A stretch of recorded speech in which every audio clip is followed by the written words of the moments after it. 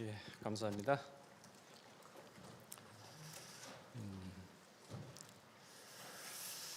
마지막 때는 사상 전쟁이라 그러죠. 지금의 때입니다. 사상, 이마를 얘기하죠. 이마에 하나님의 인을 받아야지만 마지막 때에 살 수 있다는 얘기입니다. 구원을 받을 수 있다는 얘기죠. 인을 받는다. 그 대표적인 분이 딱 역사상에 한 분 계셨죠. 예수님. 3번의 시험, 그러니까 공생에 출발하기 전에 3번의 시험을 받았을 때 모두 하나님의 말씀으로 이겨내셨습니다. 사람이 떡으로만 살 것이 아니요 오직 하나님의 말씀으로 살리라. 말씀이죠. 오직 너의 하나님께만 경배하라. 말씀이죠. 너희 하나님 주 여호와를 시험하지 말라. 예수님은요, 그 이마에 완전히 하나님의 말씀화 되었던 사상을 가지고 있었습니다. 이는 무엇일까요? 바로 하나님 자신이 인입니다. 신명기 10장 9절에 보면은 여호와 하나님이 기업이라 그랬습니다. 전지전능하신 하나님, 우주 만물을 창조하시고 운행하시는 하나님, 모든 성도들의 삶 가운데 만족을 주시는 하나님, 또한 영생을 허락하시는 하나님, 그 자체가 인이죠. 하나님은 무엇입니까? 태초에 말씀이 계셨으니 이 말씀이 곧 하나님이라. 말씀입니다. 그래서 둘째 아담인 예수님이 하나님의 말씀으로 모든 공생의 3년을 이겨냈듯이 첫째 아담이 잃어버렸던 말씀을 둘째 아담인 예수님이 다 회복을 하신 겁니다. 그래서 마지막 때에 성도들에게 호세아서를 보게 되면은 너희도 말씀을 가지고 돌아와라. 인이죠. 지금 우리에게 하시는 말씀이 아니겠습니까? 오늘 본문에 보게 되면요, 붉은빛 짐승에 대해서 나옵니다.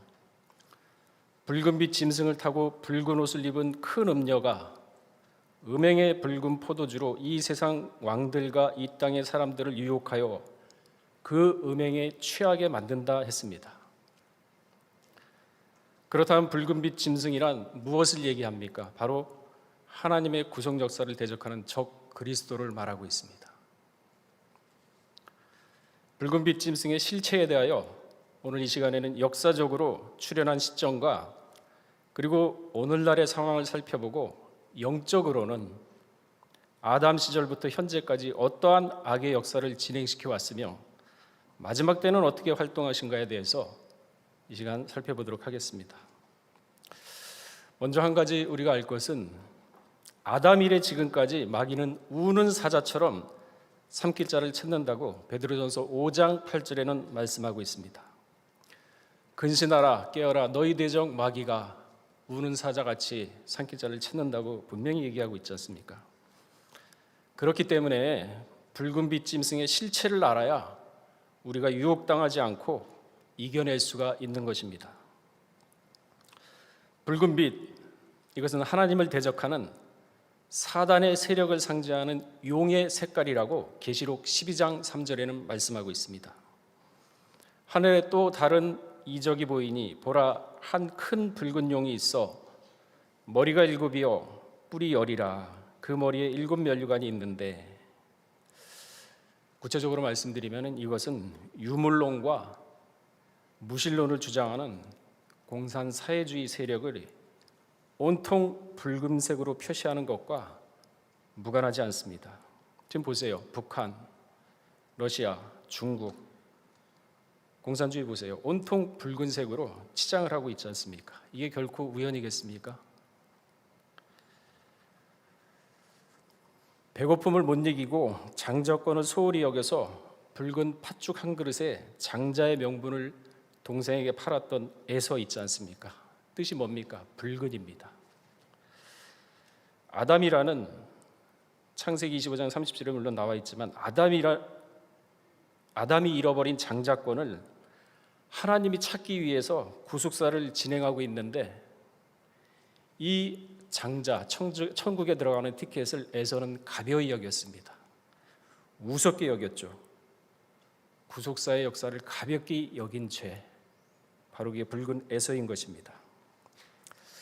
에서의 이 행위는요, 마지막 때 666 짐승의 숫자를 받지 아니하면은 마지막 때 짐승이 권세를 잡는데, 그때 짐승의 숫자를 받지 아니하면 생필품을 살 수도 없습니다.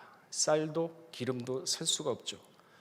그 무엇도 살 수 없는 그런 짐승의 권세의 세상이 도래한다고 분명히 성경은 말씀하고 있습니다. 이때 배고픔에 에서처럼 팥죽 한 그릇에 장자권을 팔고 말씀을 저버리고 예수를 저버리고 신앙을 저버리는 그러한 사람들이 많이 나온다는 것을 미리 보여주고 있는 것이죠. 그렇기 때문에 데살로니가전서 5장 3절에 보면은 지금이 평안하다, 안전하다 할 때 예기치 못하게 멸망이 갑자기 이르기 전에 말씀으로 무장해야 된다라고 우리에게 경고를 하고 있지 않습니까? 이것이 바로 현재 진행되고 있는 전 3년반의 상황입니다. 전 3년반에는요, 죄악이 깊은 곳에 은혜가 더한다고 말씀이 풍성합니다. 그러나 후 3년반이 시작되게 되면 말씀을 들을 수도 없고 성경을 볼 수도 없는 시대가 오죠. 법으로 정해놓습니다. 성경 못 보게. 보는 사람 처벌받죠. 고린도후서 6장 2절에 보시게 되면요, 그 말씀이 있죠. 데살로니가전서 5장 3절에도 보기에는 평안하다, 안전하다 할 그때에 잉태된 여자에게서 해산 고통이 이름과 같이 멸망이 호련히 갑자기죠, 이른다 그랬습니다. 고린도서 6장 2절에도 보시게 되면요, 가라사대 내가 은혜 베풀 때에 너를 듣고, 지금 베푼다고 말씀하지 않습니까? 너를 도왔다 하셨으니 보라 지금은 은혜 받을 만한 때요, 보라 지금은 구원의 날이로다 그랬습니다. 지금은 은혜 받을 만한 때고 구원의 날입니다. 전 3년 반이라는 것을 잊지 마시고 이 은혜의 반열에서 떨어지시면 안 됩니다. 풍성한 시대죠. 우리는 정신 차려야 되겠습니다. 붉은 빛은 무신론과 유물론 사상의 공산주의 세력이라고 분명히 말씀드렸는데요. 그렇다면 이 공산주의 사상이 역사상에 어떠한 시점에 나타나게 되었는지 인류사를 통해서 잠시 살펴보도록 하겠습니다. 창세기 10장에 보게 되면은 노아 홍수 후에 노아의 아들들 후손에 대해서 기록을 하고 있습니다. 그러면서 셈과 함과 야벳의 후손에 대하여 자세히 기록하고 있는데, 이것이 오늘날 세계 족속들의 열국의 조상들이 되었습니다. 저도 작년에 인류 족보의 계보라고 해가지고 함, 셈, 야벳에 대해서 새벽 예배 때 말씀을 드렸는데요. 오늘은 그 중에서 야벳에 대해서 공산주의가 어떻게 나타나게 됐는지 잠시 살펴보도록 하겠습니다. 먼저 에스겔 38장 15절에 보게 되면요, 내가 내 고토 극한 북방에서 많은 백성 곧 다 말을 탄 큰 때와 능한 근대와 함께 오되, 이렇게 기록을 하고 있습니다. 에스겔 선지자가 극한 북방이라고 분명히 얘기를 하고 있는데, 에스겔 선지자는 주전 593년부터 571년, 그러니까 22년 동안 하나님의 선지자로서 사명을 감당한 사람입니다. 그러니까 에스겔 38장 15절은 22년간의 사역 중에 하나님으로부터 계시받은 말씀인 것이죠. 여기 극한 지방이라고 했는데, 극한 지방 어디를 얘기하는 것일까요? 에스겔 선지자는 당시 바벨론, 그러니까 지금의 이라크 바그다드 근처에 포로로 잡혀 있었습니다. 그러니까 이 지역을 기점으로 북쪽으로 흑해를 지나서 올라가게 되면은 나타나는 극한 북방 지역, 동토의 땅, 러시아 지역이 나타납니다. 아마 구글 어스에서 보시게 되면은 좀 더 자세히 이해를 하실 수가 있을 겁니다. 그러니까 지금의 러시아 사람들은요, 야벳의 차남인 마곡의 후손인 것입니다. 이 마곡을 당시 헬라 사람들은 스키타이인이라고 불렀습니다. 이들은 흑해 연안에 자리 잡고 살다가 점차 지금의 러시아 지역으로 옮겨가게 되죠. 왜 옮겨갔을까요? 당시 메소포타미아 지역에서 샘족과의 싸움에서 밀렸기 때문에 러시아 지역으로 흘러가게 된 것입니다. 마곡, 러시아의 조상, 야벳의 차남이죠. 오늘날 루마니아, 우크라이나, 러시아 등 지역에 살고 있는 족속들입니다. 그러니까 에스겔 선지자는 오늘날 마곡 족속이 마지막에 능하고 큰 군대가 되어서 내 백성 이스라엘을 치러 올 것을 예언한 것입니다. 그러니까 주전 571년에 이미 오늘날 국제 정세를 예언한 것입니다. 250년경 후의 일을 예언한 거죠, 에스겔 선지자가. 또한 여기 곡은 곡이라고 표현을 하고 있는데 특정 인물이 아니라 이건 지도자를 지칭하는 것으로 보입니다. 이집트 왕을 우리가 파라오라고 하죠. 왕 이름이 아닙니다. 그리고 로마 시대 황자를 가이사르라고 불렀죠. 역시 왕 이름이 아닙니다. 왕을 지칭하는 고유명사인 것처럼 곡도 북방왕을 지칭하는 고유명사로 보입니다. 에스겔 38장 3절에서 9절까지 보시게 되면요, 열방의 온 군대를 이끌고 곡이 그들의 대장이 되어 선민 이스라엘을 칠 것이라고 예언하고 있습니다.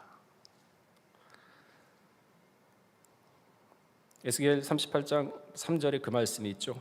이르시되 주 여호와의 말씀에 로스와 메섹과 두바랑 고가 내가 너를 대적하여 그랬습니다. 그런데 여기 로스라고 나와 있는데요, 그러니까 에스겔 당시부터 신약 시대까지 로스라는 나라는 나타나지 않았습니다. 세워진 적도 없습니다. 역사상에도 등장한 적이 없습니다. 그러나 시간이 흘러서 주후 882년, 그러니까 스칸디나 반도에 살던 바이킹족 일파인 루스족이라고 나타납니다. 이때 루스족이 처음으로 역사에 등장하게 되죠. 이 루스족이 지금의 우크라이나 수도인 키예프 일대를 장악하고 원주민 슬라브 민족을 정복한 후에 키예프 공국을 건국하게 됩니다. 역사 무대에 루스가 처음으로 등장하게 되죠. 바로 이 키예프 공국이 지금의 러시아와 우크라이나의 뿌리입니다. 우크라이나의 수도는 키예프 공국이고 거기에서 서쪽으로 이동해서 나라를 세운 게 러시아입니다. 그래서 루스라는 이름을 따서 러시아라고 불리게 된 것입니다. 러시아의 뜻은 무슨 뜻입니까? 루스의 나라라는 뜻입니다. 그러니까 에스겔 선지자가 마지막 사역 연도인 571년을 기점으로 본다면은 882년, 그러니까 1453년경에 3년 후에 역사에 등장할 루스를 에스겔 선지자는 예언을 한 것입니다. 키예프 공국, 아까도 말씀드렸듯이 우크라이나의 수도죠. 이 키예프 공국에서 우크라이나와 러시아가 시작된 것입니다. 이 두 민족은 뗄래야 뗄 수가 없는 민족이죠. 여러분 지금 뉴스를 많이 보셨겠지만은 지금 세계 정세를 보게 되면은 우크라이나와 러시아가 국경에 군대를 대치하면서 충돌 직전까지 가고 있죠. 우크라이나는 나토 북대서양 조약기구에 가입해서 미국과 서방의 도움을 받고자 하고자 하나 러시아의 입장에서는 정신적, 문화적, 민족적 지주인 우크라이나 키예프 공국을 절대 빼앗길 수가 없죠. 그래서 2014년 우크라이나의 크림반도를 러시아가 무력으로 점령한 것도 이와 같은 배경이 있는 것이죠. 현재로서는 러시아는 절대 우크라이나에 뺏기지 않을 것 같습니다. 정신적 바탕이기 때문에 내어주기도 쉽지 않을 겁니다.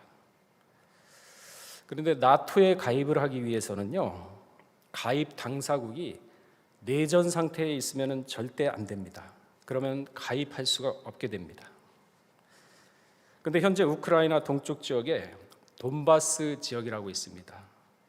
돈바스에서 우크라이나 정부군과 반정부군이 내전 상태에 있기 때문에 나토에 가입이 어려운 상황입니다. 이것을 돈바스 전쟁이라고 얘기를 하죠. 우크라이나 정부군과 분리주의 반정부군 간의 전쟁, 내전이 있기 때문에 나토를 가입할 수 없는데 아마 러시아가 반정부국을 지금 지원하고 있지 않나, 나토에 가입하지 못하게 그런 의혹을 지금 사고 있는 상황입니다. 에스겔 38장 3절에서 4절에 보게 되면요, 곡이 나오는데 아까도 말씀드렸듯이 곡은 특정한 인물이 아니라 어떠한 지도자를 지칭하는 것으로 본다고 에스겔 38장 3절에서 4절의 말씀하고 있죠. 참고로 7절을 읽어보시면 이해가 되실 겁니다. 그 내용을 읽어보시게 되면 로스와 메섹과 두바랑 곡을 괄고리로 깨어내어 마지막 전쟁을 예비하겠다, 그렇게 말씀하고 있습니다. 그러니까 지금 돌아가는 세계 정세를 성경 예언의 관점에서 중동 지역과 연계해서 살펴보게 되면요, 어느 정도 지금 진행이 되고 있구나, 그리고 자신의 삶을 또한 경계할 수 있으며 하나님의 시간표가 어디까지 지금 가고 있는가 정확하게 몰라도 가늠할 수가 있습니다. 막연하게 그냥 그날이 올 거야, 뭐 때가 되면 오겠지, 그게 아니죠. 성경에는 분명히 명확하게 기록을 하고 있습니다. 아랍 족속과 나중에는 이스라엘 백성이, 선택 민족이 언젠간 한 번은 붙는다고 얘기하지 않습니까?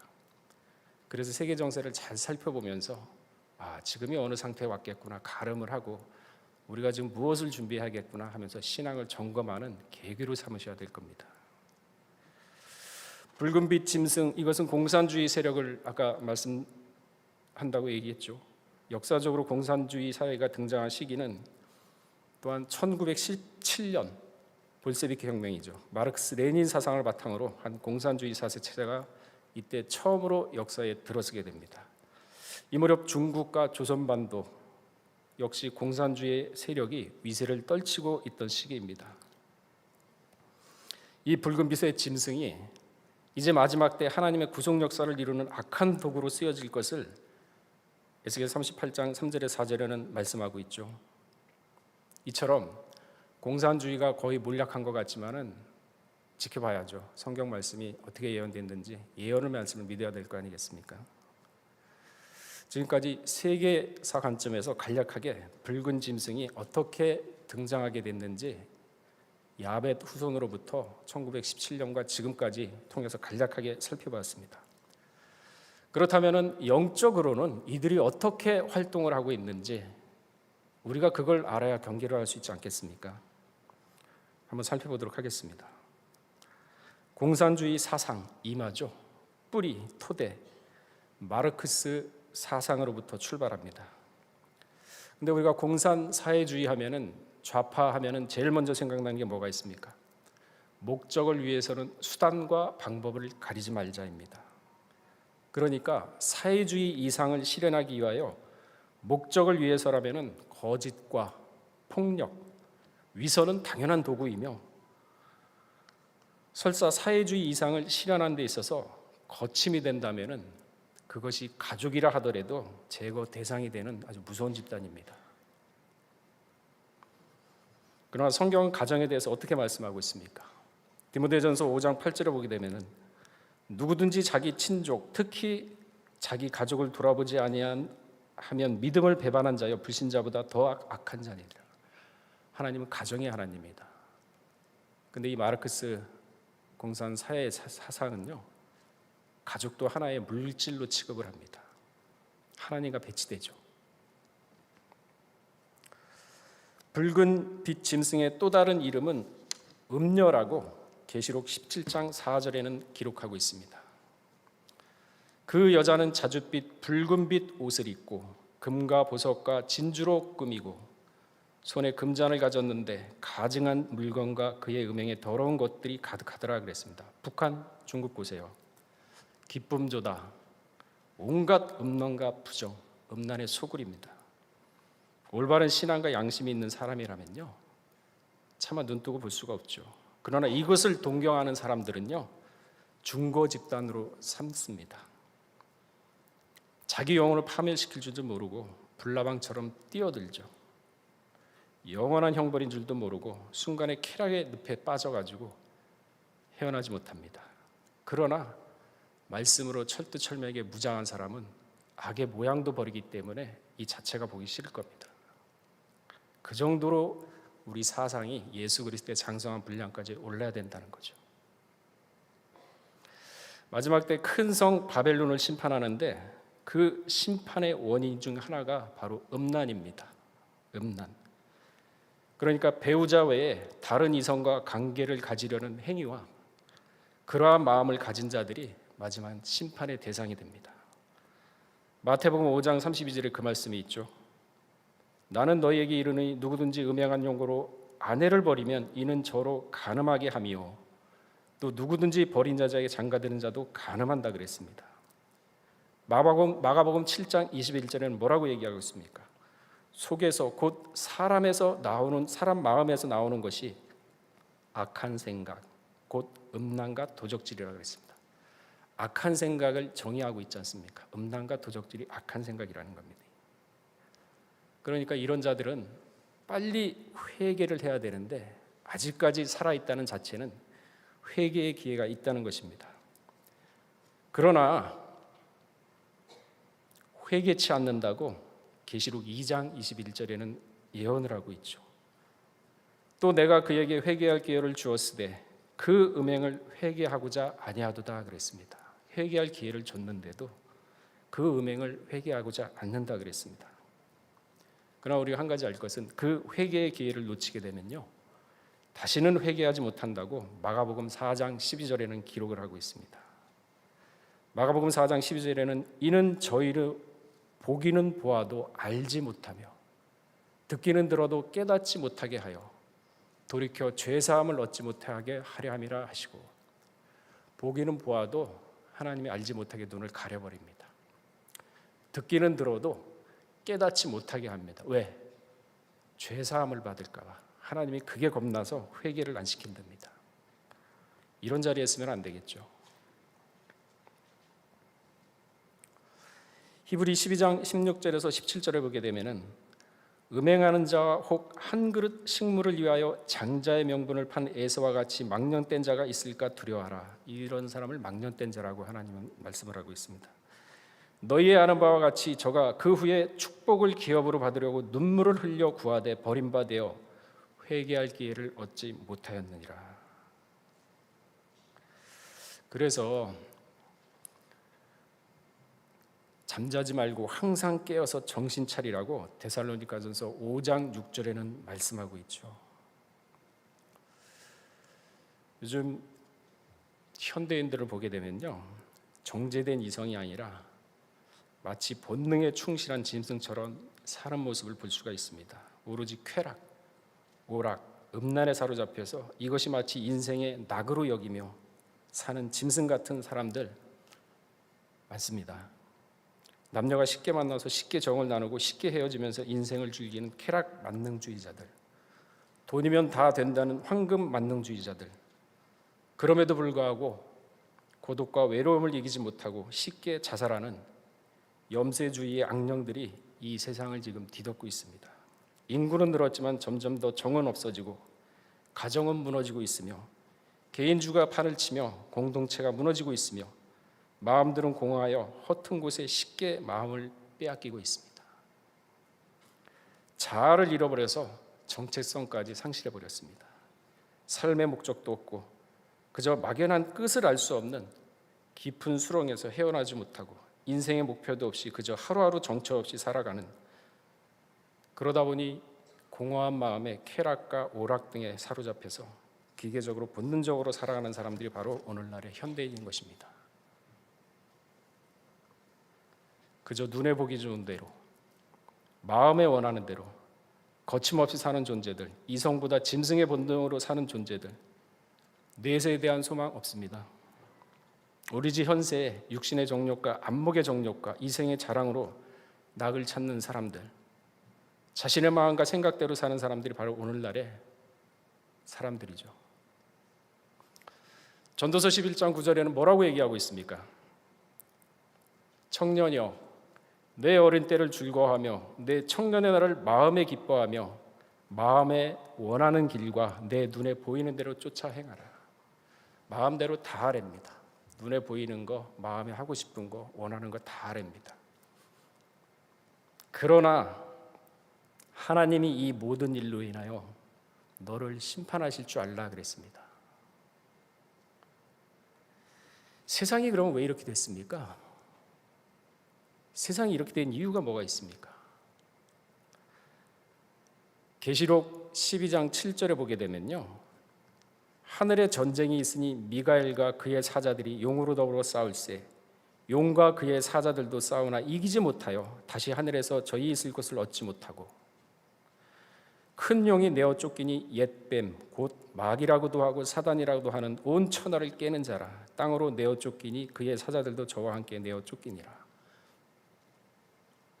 옛뱀, 마귀, 사단, 큰 용이 하늘의 전쟁에서 패하자 하늘에 있지 못하고 땅으로 쫓겨났다 그랬습니다. 어디로 가겠습니까?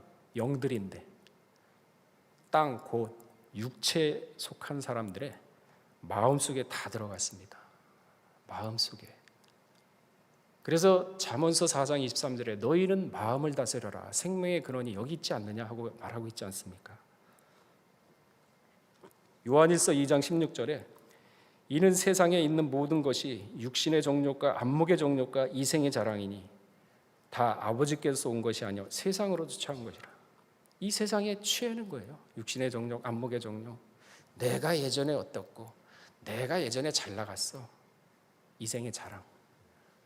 눈에 보이는 대로 하는 거, 안목의 정욕. 그러니까 미카엘에 적어서 쫓아나니까 사람들 마음속에 들어가서 하나님의 말씀을 못 받게 하고 염세주의 만들고 황금 맞는 주며 쾌락주의 만드는 거 아닙니까? 그래서 마음을 다스리라 그런 거죠. 머리부터 발끝까지 세상이 딱 붙어 있으니까 세상 유혹으로부터 자유로울 수가 없죠. 이러한 자들이 바로 땅에 거하는 자들입니다. 땅에 거하는 자들. 영과 혼과 육이 완전히 세상으로 물들어서 하늘의 차원은 1%도 없는, 찾아볼 수 없는 666 짐승의 숫자를 받은 자들인 것입니다. 마지막 심판 때 멸망의 대상들이죠. 계시록 8장 13절에 보게 되면요, 이러한 자들이 바로 땅에 한 자들이라고 분명히 얘기를 하고 있습니다. 계시록 8장 13절에 보게 되면 내가 또 보고 들으니 공중에 날아가는 독수리 큰 소리가 있어 이르되 땅에 거하는 자들이여 화라 그랬습니다. 땅에 거하는 자들이라 그랬거든요. 이외에도 새 천사의 불납할 소리로 이남이로다 하더라 그랬습니다. 우리 믿는 성도들은요, 땅이 아닌, 물론 땅에 이들과 같이 발을 딛고 같이 생활하면서 숨쉬고 밥을 먹고 있지만은 땅이 아닌 하늘에 거하는 자들이라고 계시록 12장 12절에는 분명하게 말씀하고 있습니다. 그러므로 하늘과 그 가운데 거하는 자들은 즐거워하라. 하늘과 그 가운데 거하는 자는 즐거워하라 그랬습니다. 그러나 땅과 바다는 화 있을진저 이는 마귀가 자기의 때가 얼마 못된 줄 알므로, 얼마 못된 줄 알았으니 얼마나 극심하게 흔들어대겠습니까? 우는 사자처럼 크게 분내어 너희에게 내려갔습니다. 우리에게 내려왔다 그러잖아요. 어디로 갔겠어요? 마음으로 갔죠. 그렇다면 우리 평강의 성도 여러분, 하늘에 거하는 삶을 지금 살고 계십니까? 세상이 진동하고 소란스럽고 요동을 친다 해도 오직 말씀을 중심 삼아 흔들림이 없는 신앙을 굳건히 붙잡고 생활을 하고 계십니까? 오로지 돈에 마음이 뺏겨서 양심도 신앙도 체면도 연치도 다 버리고 인생을 허비하고 있지는 않습니까? 그러나 하늘의 소망에 뜻을 두고 사는 사람은요, 사상과 생활이 다릅니다. 로마서 8장 24절에 보시게 되면 우리가 소망으로 구원을 얻었으며 보이는 소망이 아니니 보는 것을 누가 바라리요? 소망으로 구원 얻었다 그랬어요. 히브리 12장에 3층 하늘이 있죠. 그 하늘을 소망 삼아서 살아갈 때, 그 소망을 놓치지 않았을 때 구원을 얻는다고 얘기합니다. 그 소망을 자꾸 놓치고 세상적으로 쫓아가니까 소망이 멀어지고 구원과 멀어지는 것이죠. 자, 다시 돌아와서 공산사회주의 사상을 가진 자들이 바로 붉은빛 짐승의 사상, 곧 적 그리스도를 말합니다. 이들은 하나님의 구속 역사를 방해하는 장애인들이죠. 장애물들이죠. 세상 질서와 교회와 사람의 영혼을 파괴하는 것이 이들의 지상 목표인 것입니다. 이 사단 마귀는 이미 오래전에 에덴 동산의 뱀으로부터 시작하여 지금까지 왕성한 악의 활동을 하면서 수많은 사람들을 미혹해하여 신앙과 믿음에서 떨어지게 만들고 있는 것입니다. 공산사회주의 사상의 근간은요, 뭐냐면 바로 파괴입니다. 똑똑히 아셔야 돼요. 겉은 그럴싸하죠. 그러나 파괴입니다. 나라를 파괴하고 가정을 파괴하고 질서를 파괴하고 마치 루시퍼처럼 하나님의 질서를 파괴하는 공산사회 좌파 사상이 바로 적그리스도인 것입니다. 파괴가 목적이죠. 지금 한국뿐 아니라 전 세계의 상황을 한번 보세요. 체제를 파괴하죠. 질서를 파괴하죠. 법치를 파괴하죠. 가정을 파괴하죠. 인권을 말살시키고 파괴하죠. 교회를 파괴하죠. 신앙을 파괴합니다. 혼란과 갈등, 분열이 이들의 목표입니다. 여러분들이 기도하는 가운데 영적 눈으로 한번 세상을 돌아보세요. 대한민국을 보시고 세계를 한번 돌아보세요. 그러면은 깨달아질 겁니다. 공산사회주의는 마르크스의 파괴 사상에서부터 나온 겁니다. 그렇기 때문에 공산사회주의는 파괴, 부정, 증오, 원망으로 점철된 악의 사상인 것입니다. 그 원흉이 바로 마르크스입니다. 그 생애를 살펴보게 되면요, 더 명확하게 알 수가 있습니다. 하나님을 대적하는 사상가들 대부분이 사실 독실한 크리스찬이었습니다. 히틀러도 어렸을 때 목사가 꿈이었습니다. 그러나 결국 변질되어 홀로코스트로 수백만 명의 유대인을 잔악하게 살해를 했죠. 마르크스 역시요, 굉장한 독실한 크리스찬이었습니다. 철두철미한 그리스도인이었죠. 그의 첫 작품이 그리스도와 신자의 연합이란 제목으로 첫 작품이 발간되었습니다. 이것으로 보아서 마르크스는 교회와 구원에 대하여 정통했던 자였음을 우리는 알 수 있습니다. 그리고 또한 마르크스는요, 프롤레타리아를 위한다 하지만은 그는 실질적으로 굉장히 부유한 가정에서 태어난 사람입니다. 가난을 모르고 자랐던 사람입니다. 그러나 어느 순간에 알 수 없지만은 하나님을 증오하기 시작했죠. 마르크스가 쓴 시기에 보게 되면요, 뭐라고 되어 있냐면은 위에서 다스리는 그 이에게 보복하기를 원하노라. 하나님께 보복하기를 원한다는 말입니다. 보복과 파괴의 마음을 거침없이 드러내고 있죠. 그는 흑마술에 심취했으며 사단을 숭배하는 제사를 지내면서 성경을 불태웠고 성경에서 구정한 모든 악을 일부러 찾아서 범하고 선한 일은 절대 도모하지 말 것을 서약하게 만든 사람입니다. 주기도문을 저주의 기도로 바꿔서 낭독하기도 했습니다. 레닌그라드에 계신 우리 아버지 이름이 저주를 받으시오며 나라의 파멸되시며 뜻이 이루어지지 않게 하시며. 이게 사람인가요? 악령이지. 이 사상이 바로 마지막 때 사담과 뱀과 용의 모습인 것입니다.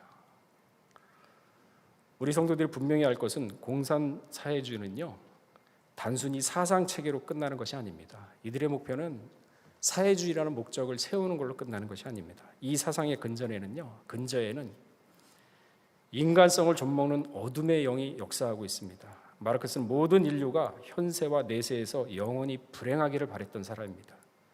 그 목표는 종교, 특히 기독교의 파괴입니다. 하나님을 모독하고 사단을 찬양하기 위해서 이들이 특히 기독교를 탄압하는 이유가 바로 여기에 있는 것입니다. 공산사회주의 신봉하는 자들이 바로 영적 상태가 이런 상태입니다. 왜? 태생부터가 잘못된 걸 받아들였으니까. 그 말 속에는 영혼이 들어가 있거든요. 그 말을 받아들이는 자는 그 영혼을 받아들이게 됩니다. 태생부터가 잘못되었죠. 그 사상을 신봉하는 자들, 파괴의 악령이죠. 마지막 때는 여러분들이 마귀가 우는 사자처럼 산길자를 찾는다 그러는데 막연하게 우는 사자가 뭐야? 그러고 있다가는 당하죠. 그러니까 정체를 알아야죠. 사회 지도층 보세요. 거짓과 위선은 기본이고 양심과 동정심도 없으며 탐심과 음란의 국민을 속이고 눈 하나 깜짝하지 않는 사람들, 이런 사람들을 가리켜서 디모데전서 4장 2절에는 뭐라고 얘기하고 있습니까? 디모데전서 4장 2절에 보시게 되면요, 자기 양심이 화인 맞아서 외식함으로 거짓말하는 자들이라. 겉은 그럴싸하게 꾸기죠. 그러나 그 속은 거짓말하는 자들이라 그랬습니다. 역시 마지막에 심판 대상자들이라고 계시록 21장 8절에는 분명히 말씀하고 있습니다. 그러나 두려워하는 자들과 믿지 않은 자들과 흉악한 자들과 살인자들과 행음자와 술객과 우상 숭배자들과 모든 거짓말하는 자들은 불과 유황으로 타는 못에 참여하리니 이것이 둘째 사망이라 그랬습니다. 요한복음 8장 44절에도요. 거짓말하는 자들이 바로 마귀라고 얘기를 하고 있습니다. 너희는 너희 아비 마귀에서 났으니 너희 아비의 욕심을 너희도 행하고자 하느냐. 저는 처음부터 살인한 자라 그랬습니다. 진리가 그 속에 없으므로 진리에 서지 못하고 쓰고 싶어도 못 써요. 받은 말씀을 육비에 새겨야 되는데 그 말씀이 나를 인생을 인도를 해줘야 되는데 말씀 듣고 다 까먹고 잊어버리고 세상에 심취했으니 말씀이 어떻게 나를 인도를 하겠습니까? 진리에 서지 못하죠. 거짓말할 때마다 제 것으로 말하나니 이는 저가 거짓말장이요 거짓의 아비가 되었더라.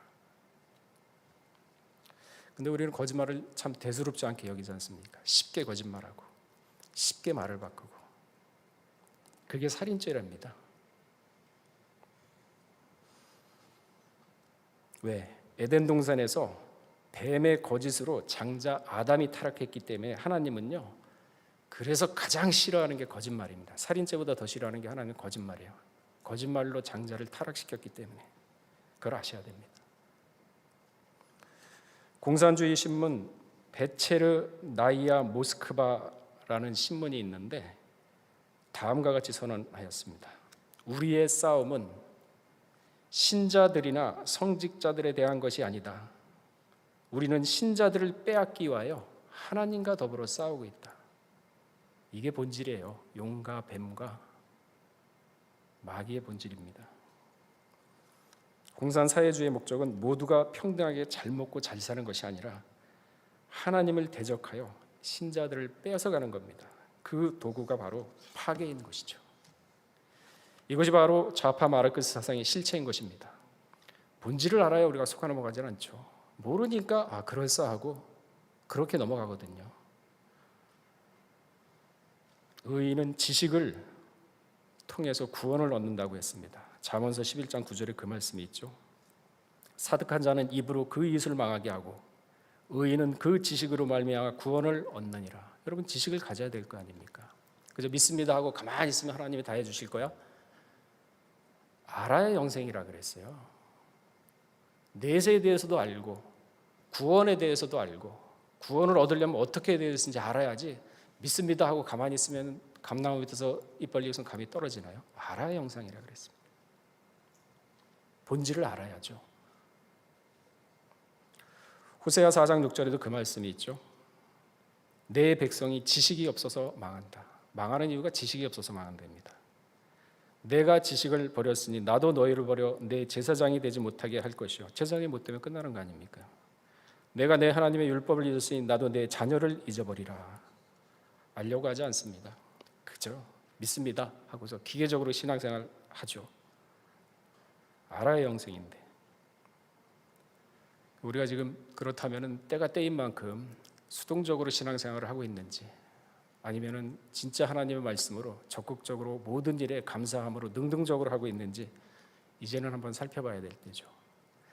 다니엘 12장 10절에도 보면요. 많은 사람이 연단을 받아 스스로 정결케 할 것이니 악한 사람은 악을 행하리니 악한 자는 아무도 깨닫지 못한다 그랬습니다. 연단을 받는다 그랬어요. 어떻게? 스스로. 세상에 부딪혀가면서 말씀으로 이겨내고 그러면서 말씀으로 이겨내면서 한 단계 신앙이 성숙해가면서 스스로 연단을 받아서. 근데 아직 돈이라면은 거의 정신 못 차리는 사람들 많죠. 우리 주변에도 있습니다. 입으로는 하나님의 말씀을 전파하지만 그 행위는 돈의 노예가 되어서 분별력도 없고 양심도 없고 염치도 없고 오직 자기중심적인 극도의 이기주의 사람들이 많습니다. 그럼에도 불구하고 참 그 사람들 보면 형통해 보입니다. 야, 잘 되네. 희한하다. 부러워할 필요 없어요. 잠언서 21장 4절에 뭐라고 얘기하고 있습니까? 눈이 높은 것과 마음이 교만한 것과 악인의 형통은 다 죄니라. 그 형통이 죄랍니다. 사람이 보기에는 부러워 보이지만 하나님 보시기에는 그 죄 짓고 있는 겁니다. 잠언서 24장 1절은 뭐라고 얘기하고 있습니까? 너는 악인의 형통을 부러워하지 말며 그와 함께 있지 있기도 원하지 말라 그랬습니다. 부러워하지 말랍니다. 함께 있지도 말라 그랬습니다. 이것이 지혜입니다. 피하라는 말씀이죠. 멸망에 가증한 존재가 마태복음 24장 15절에 보면은 멸망에 가증한 존재가 거룩한 곳에 섰거든 그때는 유대인들은 산으로 도망가라 그랬습니다. 산, 높은 곳이죠. 높은 이상입니다. 신앙의 높은 곳을 얘기합니다. 진짜 산을 얘기하는 것이 아니고 그런 거로서 봤을 때 반면교사로 삼아서 하나님의 말씀에 더욱더 붙어야겠다면서 신앙에 정진하라는 얘기죠. 그게 산으로 도망가라는 얘기죠. 자, 다시 돌아와서 하나님의 대적 사상과 그 행위, 마르크스 좌파 공순주의의 실체는 절대 잊어서는 안 되겠습니다. 이들이 말하는 유토피아는요, 그저 속이기 위한 구호일 뿐 그 실상은 하나님을 대적하는 성도들을 우는 사자처럼 삼키려고 찾고 있을 뿐입니다. 이제 속지 마시고 지혜가 음녀에게서 우리를 구원할 수 있도록 정신 바짝 차려야 됩니다. 잠언서 2장 16절에 그 말씀이 있죠. 지혜가 또 너를 음녀에게서 말로 호리는 이방 계집에서 구원하리니. 잠언서 28장 35절에 그 말씀이 있습니다. 자기의 마음을 믿는 자는 미련한 자라 그랬습니다. 지혜롭게 행하는 자는 구원을 얻을 자라 그랬습니다. 그러니까 자기의 마음을 믿는 자. 여러분 자기 마음 믿으면 되는 일이 있습니까? 자기 마음 믿으면 100% 믿고 있으면 다 돼야 될 때 안 되잖아요. 그래서 범사의 주를 인정하라. 그리하면 내 길을 인도하신다 그랬거든요. 하나님 말씀 의지하세요. 마르크스 좌파 공산주의 사상을 보게 되면요, 전 세계를 뒤집어 엎으면서 우는 사자처럼 지금 살 길자를 찾고 있는 것입니다. 이것은 바로 이미 2000년 전에 예수님이 예언을 하셨죠. 요한복음 14장 30절에 보게 되면 이후에 내가 너희와 말을 많이 하지 아니니 이 세상 임금이 오겠음이라. 그러나 저는 내게 관계할 것이 없으니. 예수님 가신 이후에는요, 세상에는 세상 임금이 주관한다 그랬습니다. 그러나 저는 내게 관계할 것이 없다 그랬습니다. 왜? 땅에 있는 게 아니라 하늘에 있기 때문에. 신앙이 하늘의 차원에 있는 사람은 이러한 일에 흔들리지 않습니다. 미국계 유태인 벤 사피로라는 사람이 있습니다. 그가 쓴 새 뇌라는 책이 있는데 이 책을 보게 되면 미국 대학 90%가 자경화되고 음란화되었다고 적나라하게 적고 있습니다. 미국 대학은요, 지금 성경에서 얘기하는 절대 선을 부정하고 있습니다. 상대적인 선을 의식화시키고 있습니다. 그 어린 학생들에게. 그들은 절대 선도 절대 악도 없다고 주장하면서 상대주의 관점에서 모든 선을 이해해야 된다고 주장하고 있습니다. 그러나 성경은 그렇게 안 되어 있습니다. 우리 똑바로 아셔야 됩니다. 절대 악이 있습니다. 절대 선이 있고, 가인이 아벨을 죽인 것은 하나님의 형상을 닮은 사람을 죽인 것으로 절대 악입니다. 이것은 용서받지 못할 생명 경시 행위로서 진정한 회개가 없다면 마땅히 심판받을 행위인 것입니다. 요한일서 3장 12절에도 보게 되면요, 저는 악한 자로서 그 아우를 죽였다 그랬습니다. 어찐 용기로 죽였느냐? 자기의 행위는 악하고 아우의 행위는 의롭기 때문에 죽였다 그랬습니다. 절대 악입니다. 속지 마세요. 미국 프리스턴대의 피터 싱거 교수와 스탠포드대 폴 얼리치 교수가 있는데 대부분의 미국 대학 교수들은요, 절대적인 선을 부정하고 있습니다. 상대주의 도덕성을 학생들에게 의식하고 시키고 있는 것이 바로 지금 미국 대학입니다. 상대주의 도덕성에 의하면요, 수천 명의 목숨을 앗아간 9.11 테러도 나름대로 타당한 이유가 있답니다. 사람을 죽여놓고 수천 명을. 묻지마 살인도 나름대로 정당한 이유가 있기 때문에 이해해줘야 된답니다. 간음, 간통, 부정한 관계 등도 다 정당한 이유가 있답니다. 이렇게 가르치고 있는 것이 지금 미국의 대학입니다. 아니, 오히려 어린 대학생들에게 강당에서 적극적으로 이런 거를 조성하고 있습니다. 가정을 파괴스럽게 하는 그러한 도구죠. 그러니까 정신 차려야 돼요. 이렇게 가정을 파괴시키는 거거든요. 그 실체를 아셔야 됩니다. 이처럼 절대적인 선을 공격하는 이유는 공산 좌파 의식화와 세뇌 공작의 기초가 된다라고 벤 사피로는 얘기를 하고 있습니다. 동성애 옹호, 강의실에서 끊임없는 음란을 주장, 강간 이러한 것들도 올바로 정신 가진 사람이 비난을 하게 되면은요, 교수들과 학생들로부터 오히려 역으로 비난을 받는 상황이 지금의 미국입니다. 비정상적인 세계를 우리는 살아가고 있다는 것을 인지하셔야 돼요. 예수님이 그랬잖아요. 아까 요한복음 14장 30절에 마귀에게, 세상 임금에게 내줬다고. 그러나 그는 나에게 관계할 것이 없다 그랬습니다. 여러분, 그 정도 차원까지 올라가셔야지 마지막 환난 때 버티지. 적당히 세상반, 적당히 신앙반. 그러면은요, 덮든지 차든지 하라. 그렇지 않으면 내가 뱉어버린다 그랬어요.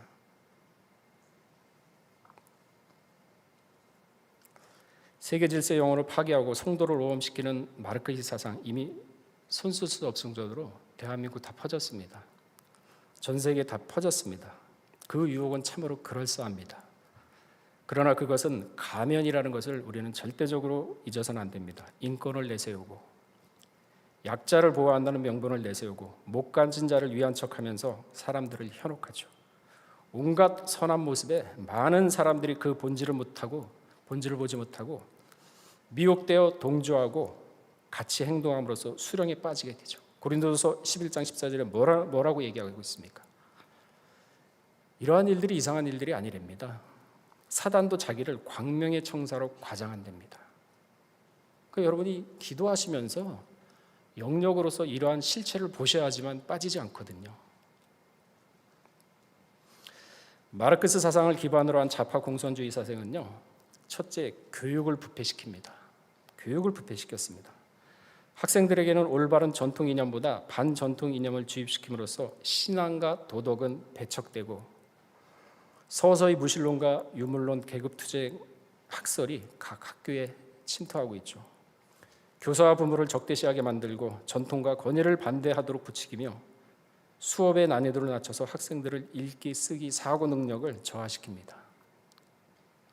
왜곡된 역사관과 변이된 관념을 가르쳐 이성적 판단을 잃게 만듭니다. 자극적인 오락에 빠지게 만들어 심도 있는 사고력을 상실하게 만듭니다. 우리 학교 보시면 아시잖아요. 이 근저에는 마르크스 사상이 있는 거죠. 둘째, 예술을 마성으로 변질시켰습니다. 정통 예술은 신과 사람이 소통하는 중요한 방식이죠. 중세시대 때도 천지창조며 많은 예술 작품들이 있지 않습니까? 또한 이 예술품을 통해서 사람의 도덕 수준을 유지하는 아주 중요한 문화 형식입니다. 전통 예술은 진선미의 아름다움과 광명을 표현하고 있는데 성가로 하나님께 찬양 드리는 것, 그것이 예술이죠.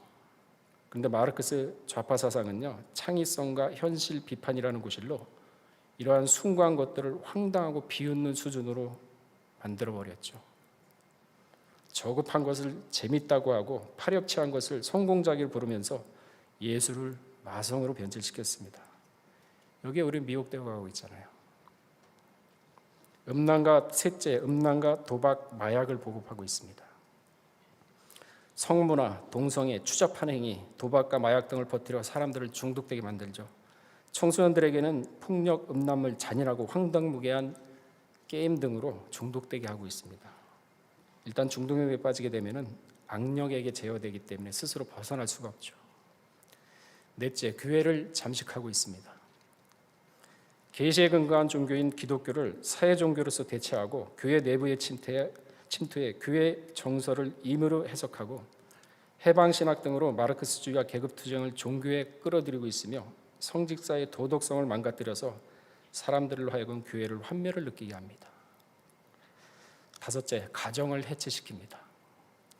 가정은 사회 구성의 가장 기본 단위인데 사람은 가정에서 안정을 얻고 신앙을 지키는 보류이며 도덕을 실천하고 그러한 기본 환경이 되는 문화 전승의 기구가 바로 가정이죠. 그런데 페미니스트, 반가부장제, 성해방운동, 동성애 합법화운동, 동거, 간통, 이혼, 낙태 등을 부추기면서 전통 가정을 무너뜨리고 있습니다. 남녀 성역과를 헷갈리게 하는 것이 가정 파괴죠. 여섯 번째, 법률을 사악하게 변질시키고 있습니다. 전통적인 도덕과 자유의 개념을 정의한 후 법률 제정과 해석권을 조정합니다. 인간의 행위를 재정의함으로써 도덕이 규정한 선악을 폐기합니다. 법률로 선악을 규정을 합니다. 인간의 양심이 아니에요. 법으로 규정해요. 말이 되나요? 법률로 살인, 간통, 동성애 등을 보호하고 절대적인 선을 무너뜨리죠. 이 실상을 정확히 알아야 미혹되지가 않죠. 7번째, 사회를 분열시킵니다. 안정적인 사회 구조는 서로 상부상조할 뿐만 아니라 모순이 생겼을 때 종교, 도덕, 법률 등으로 인간관계를 조화롭게 해결해 나가는 데 있습니다. 그러나 마르크스 학령은 계급, 성별, 종족, 민족, 교파, 유산자와 무산자, 계급, 지배계급과 피지배계급, 자유파와 보수파 등으로 끊임없이 갈라치기를 하죠. 서로 대립하고 선동하게 만듭니다. 이처럼 각 단위를 고립시켜서 독재 정부에 대항할 수 없게 만드는 것이 바로 이 사상들입니다. 이 외에도 전쟁을 일으키고 혁명을 선동하고 우민화 정책을 시행하여 사고력을 어린아이 수준으로 만들어버립니다. 그러나 교회에서 배우는 하나님의 말씀은요, 사람을 지혜롭게 하고 내세에 대한 소망을 갖게 만듭니다. 올바른 이성과 지성으로서 사람을 만들어줍니다. 내면을 성숙한 존재로 만듭니다. 여러분 말씀 잘 읽어보세요. 성경 제대로 깨달으면요, 시편 32편 4절에 뭐라고 얘기하고 있습니까?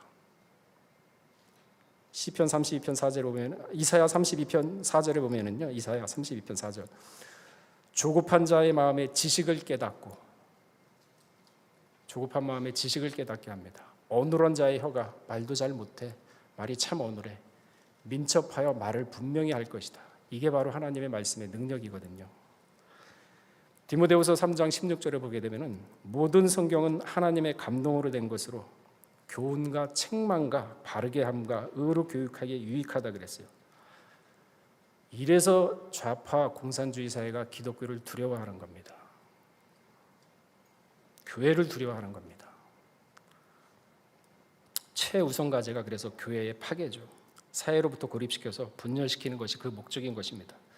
코로나 사태로 인해서 어느 정도 먹히긴 먹혔죠. 이제는 깨어 있어야 됩니다. 모르고 당하는 것보다 알고 당하면 대적하기가 수월합니다. 방안을 찾아낼 수도 있습니다. 말씀을 정리하겠습니다. 이 마르크스 악령의 사상은요, 궁극적인 목적은 인류 파멸이 목적입니다. 사람들로 하여금 하나님을 불신하게 만들고 교회를 등지게 하고 말씀을 듣지 못하게 마음을 바쁘게 만들고 생활을 바쁘게 만들고 인간의 도덕성을 타락시켜서 유괴 사람으로 만드는 데 있죠. 이 마르크스의 사상 근저에는요, 에덴 동산 뱀에서 시작되었음을 우리는 알 수 있습니다. 뱀이 하와에게 그랬죠. 결코 죽지 아니하리라. 그러나 인류는 뱀의 말을 듣고 죽음의 존재가 되어버리고 말았죠. 거짓말하는 자는 유황불에 들어간다고 계시록 21장 8절에는 분명히 얘기를 하고 있습니다. 우리 살아가면서 거짓말 쉽게 하는데 이제는 한번 생각해 봐야 될 때입니다. 하나님같이 되리라 교만, 월권, 가인에게 와서는 아우를 죽이는 살인, 내가 아우를 지키는 자이까 회개치 아니하죠. 거만함, 뻔뻔함, 염치, 위선. 역시 이사야 14장 12절에서 13절에 그 말씀이 있죠. 너 아침에 아들 계명성이 어찌 그리 하늘에서 떨어졌으며 내 열국을 엎은 자에 어찌 그 땅에 찍혔는고 내가 내 마음에 이르기를 내가 하늘에 올라가 하나님의 뭇별 위에 나의 보좌를 높이리라. 교만이죠. 이 악의 영령은 가인의 후손을 거쳐서 니므롯으로 내려갔죠. 니므롯 하나님과 대적하는 바벨탑을 짓습니다. 이스마엘에게 내려갔죠. 마음에 적개심이 가득하여 사람과 원수를 맺고 등지는 오늘날 이스마엘의 후에 아랍 사람들입니다. 에서 하나님의 장정권을 소홀히 여겨 또한 예수님 당시 종교 지도자들, 독사의 자식들, 과부의 재산을 탐하는 돈만 하는 자들이라 그랬습니다. 이 영이 오늘날 무신론, 그 다음에 유물론에 기반한 마르크스 사상을 가진 그러한 적 그리스도로 지금 활동하고 있는 것입니다. 마지막 때 이러한 적 그리스도가 하나님으로부터 권세를 받아서 세상을 장악하여 세계와 영혼을 파괴할 때가 있다고 계시록 13장 13절에서 15절이 그 말씀이 있죠. 지금의 은혜 받을 때입니다. 이때가 닥치면요, 회개 안 시킵니다. 죽고 싶어도 죽지 못합니다. 이러한 상황에서 누가 견딜 수가 있습니다. 그래서 하나님이 얘기하는 게 순교가 피난처라 그랬어요. 그러니까 여러분 순교할 자리에 있으면 뛰어드세요. 그게 피난처입니다. 그 숱한 고민 다 참아낼 수 있겠어요? 그 말씀하죠. 오늘은 손가락 하나 자르고 내일은 여기 발가락 하나 자르고 모레는 또 이쪽 손가락 하나 자르고 약이나 발라주나요? 순교가 피난처라 그랬습니다. 그럼 왜 순교당하는지 아십니까? 옳은 말을 하니까, 하나님의 말씀을 하니까 듣기 싫다고 해서 죽이는 겁니다. 스데반이 그랬죠. 옳은 얘기하니까 듣기 싫다고 사람들이 기막았지 않습니까? 마지막 때 그런 때예요. 그러면 여러분들이 옳은 말을 할 수 있는 그러한 신앙의 기준과 굳은 마음 지금부터 키우셔야죠. 유다서 1장 20절 말씀처럼 거룩한 믿음 위에 자신을 건축하라 그랬거든요. 오늘 하루하루 살면서 어제보다 나은 오늘, 오늘보다 나은 내일, 그러면서 그 하루하루 믿음으로서 장성한 신랑의 분량에 이르게 되면 에베소 4장 13절 말씀처럼 그리스도의 장성한 분량까지 이른다고 했지 않습니까?